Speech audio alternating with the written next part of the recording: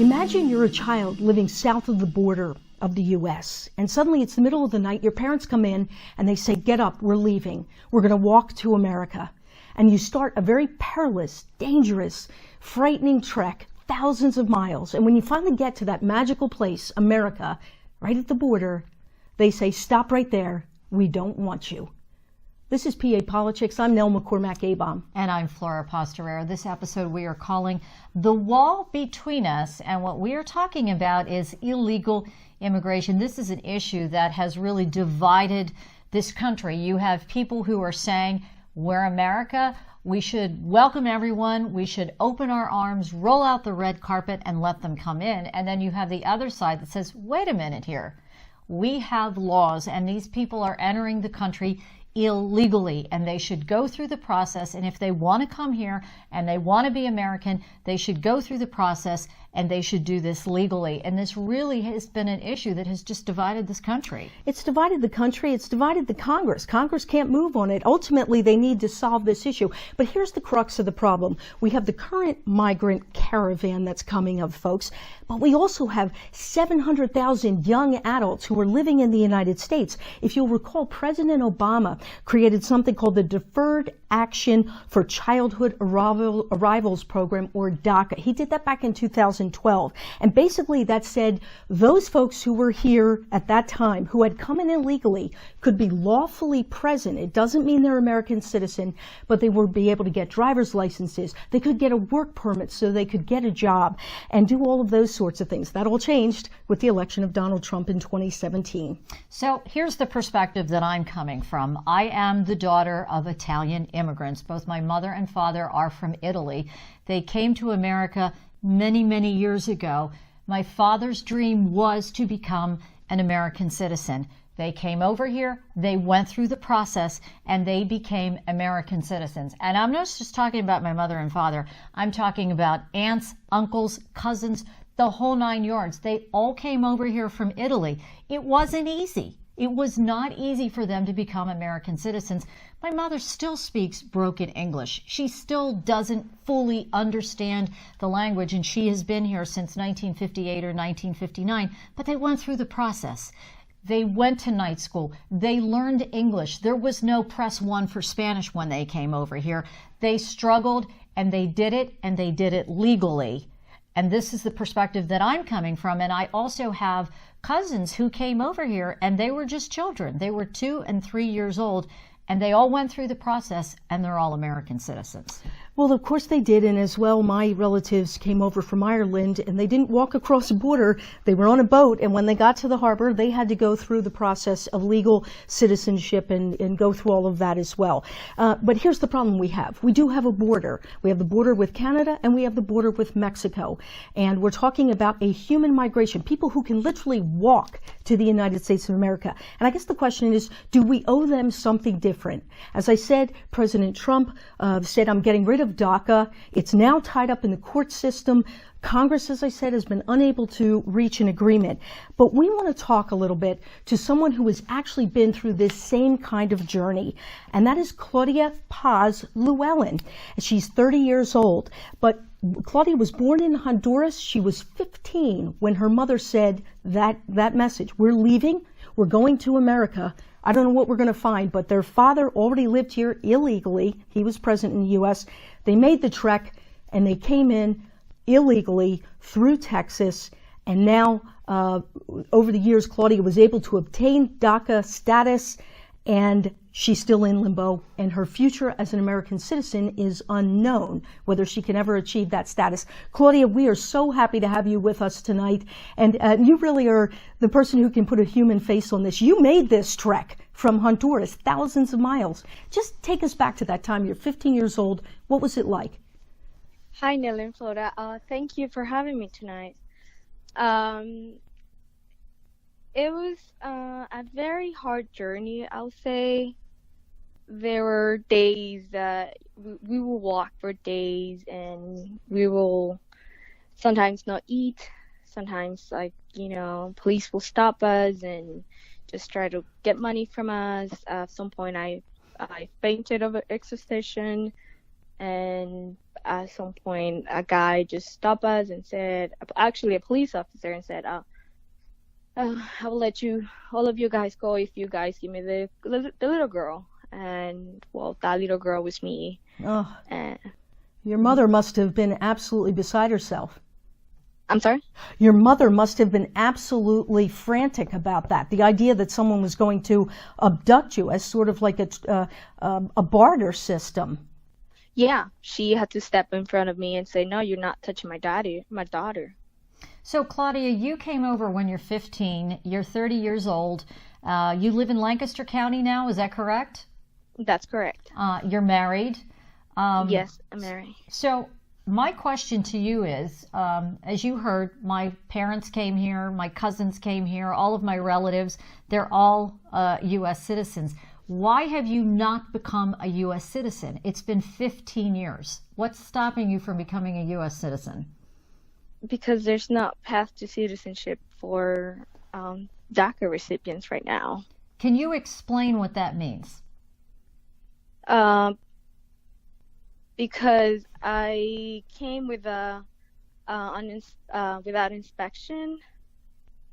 There's no way. The only way I could do it is, well, I'm married to an American citizen, so that's that way. Before I start any process with my husband, I have to leave the country, and because I came without a legal entry, I cannot leave the country. So to be able to I need a special waiver. You need a special waiver. So in other words, you have to go back to Honduras to begin the process to come over here. But the problem is you have no guarantee to get back in here. And the special waiver is you have to prove that there's a huge economic hardship for your husband if you're not able to stay here, correct?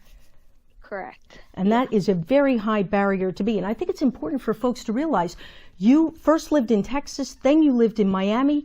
You had no work permit. You were not recognized. This is pre-DACA. What happened to you when you were in that undocumented status?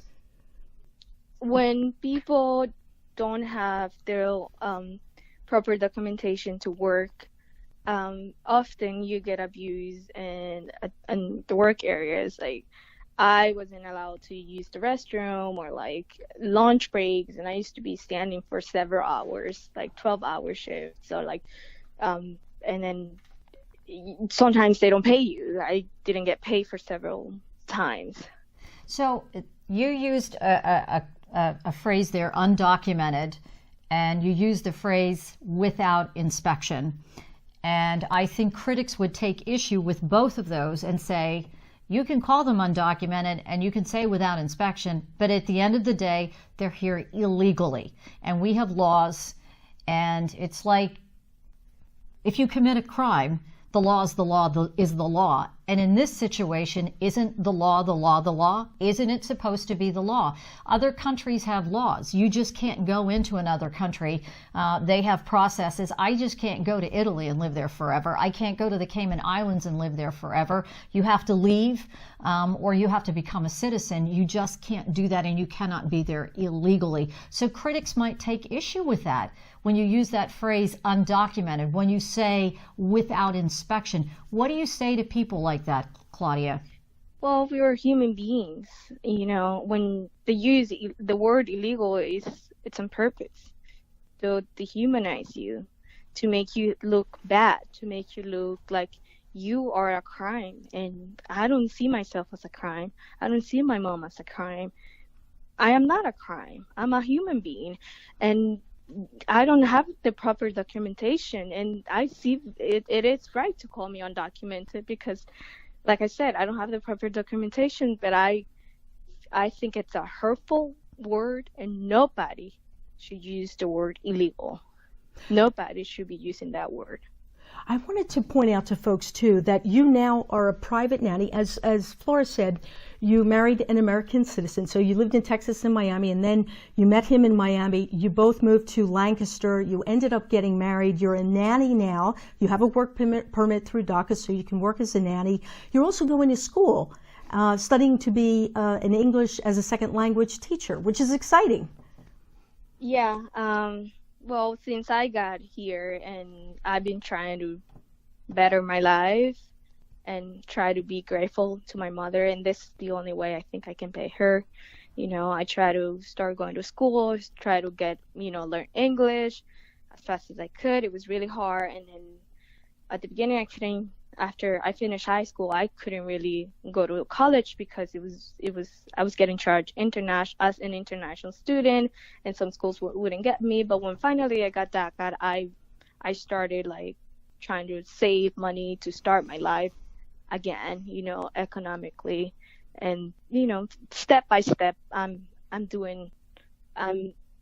fulfilling my dreams. Claudia, you said that your father was here illegally and then you and your mother came here. What's the status of your mother and father right now? Did they ever become citizens? Like I said, there's no way a undocumented person, someone who came without inspection, there's not path to citizenship. And, even if you try, the ways to come to this country legally, like you said, it is really hard. I have my siblings in Honduras. We have tried several times to bring them here, and she hasn't been able to get her visa to come visit us, and it's been painful and hurtful for us. But it is really hard to really get here, and there's no path to citizenship for my mom and my dad right now. Would you like to become a U.S. citizen? Is that your dream? Part of it, yes. This is home. I don't see my life in Honduras anymore. This is where my husband is. This is where I want to raise my kids. This is where I went to school. So what's the solution then for people in your situation? What do you think the solution is, and what do you think the government has to do, and what do you as I said, there are plenty of people who view you that you're illegal. So how do we solve this problem? Well, the solution for us is a path to citizenship. We have demonstrated, we have done everything this country has asked us to do. We have tried to do everything right. And to be able to be a DACA recipient, it's not just like anyone can be a DACA recipient. There's requirements you have to meet. There's FBI fingerprints, there's background checks, there's fees, there's minimum age. You have to be in school, you have to work, no more than 2 misdemeanors. So, and we're live here all our lives. It's just inhumane to send 800,000 DACA recipients back to a country that they don't know. I'm with you on that one, Claudia, I have to say, because I think this country has to solve this problem. You were brought here as a child. There were people who brought their children who were even much younger than you were. Those children had no choice in the matter. They're here. Most of them are law-abiding citizens if they have achieved DACA status, and that's what we're really talking about with you, is this idea of how do we get them a path to citizenship that makes sense. I think the problem that many of us have is we don't want to encourage more migrant caravans of people who will come to the border and just expect to get in. What's your perspective on those folks who do know the rules now, that it's a changed administration and they are not welcoming folks at the border, and yet they make this journey? What do you say to those folks? Well, I'll tell you this. I don't know what to tell them. I mean, they have the right to do what their heart tells them, what they think it's right to do. I mean, what I know is that they know the risk. What I know, like you said, they know the change of administration. But for some people is like either they die there or they die on the way trying, and then as a mother, as a father, I'm not a mother or a father, but I nanny, and I see the love, and I see how you learn to love a little human, and especially when you birth that human, you'll do everything to keep that human, protected, safe, to give them a better life. So they don't come here because they feel like it, because they want to just like see the U.S. or they come here for extreme reasons. It's not just because. Yeah. Well, Claudia, thank you for sharing your story with us. I think you have added a perspective and said some things that I think most people don't think about. I think that's right, Claudia. This country has to solve the problem of what to do with 700,000 of folks like you. That's a lot of people. It's people we work beside. It's people who are watching our children. It's people who have professional jobs. You may not even know that the doctor who's working on you, and I should check that because I don't know for sure if you can practice medicine here if you don't. Do you know that, Claudia? If you're a DACA recipient, can you practice medicine? Yes. Okay, yes, there you go. So they're among us, and they're contributing members of society for the most part. We need to solve that problem. We do. We do. We need to solve this problem, and I don't think we solve this problem, but I do think that you sharing your perspective and sharing your story gives more insight into what DACA recipients are going through. So, Claudia, thank you so much for being here and for sharing with us. Thanks, Claudia. We wish you all the best, and your husband, Mike. Thank you. Thank you for inviting me. Thank you. So I think you touched on something. Claudia didn't have a choice. Yeah. She was a young child, and she didn't have a choice. And I guess maybe I'm thinking, why are parents putting their kids in this situation when they know what they're getting themselves into, when they know what the policies are here in the U.S., when they know they're going to get to the border and they could be stopped, when they know if they do get into the country, what kind of life and what kind of struggles. Why is a parent putting their child through that? I guess you have to think they know what's happening in their home country, and it's unacceptable. And the fact that they can walk to America is what gives them hope. That's all you can think when you look at them, that it must be so desperate where they are, that a mother would bring 2 toddler children, clad only in a light T-shirt and a diaper, to the border. As a mother, my heart breaks for them. As someone who values freedom, it breaks for them. But I do understand we're a nation of laws, and you have to follow those laws. And until there's an administrative change, this is the new law. You will not be welcome at the border. And this is one of those topics where I think that we respectfully disagree. And that's okay. That's okay. That's okay. And that's how you handle a disagreement. Absolutely. Thank you. And let us know what you thought and what you think about this issue. We'd love to hear from you. You can send us an email at PoliChicks@penwatch.org. And of course, we invite you to watch us on YouTube and to listen on your favorite service. Yeah, we have Google Play, Spotify, Stitcher, Podbean, iTunes, TuneIn. Also, like us on Facebook. We've really, really enjoyed this. This was a great conversation. We thank you for listening, and we welcome you to come back next week when who knows what we'll be chirping about. But thanks for listening.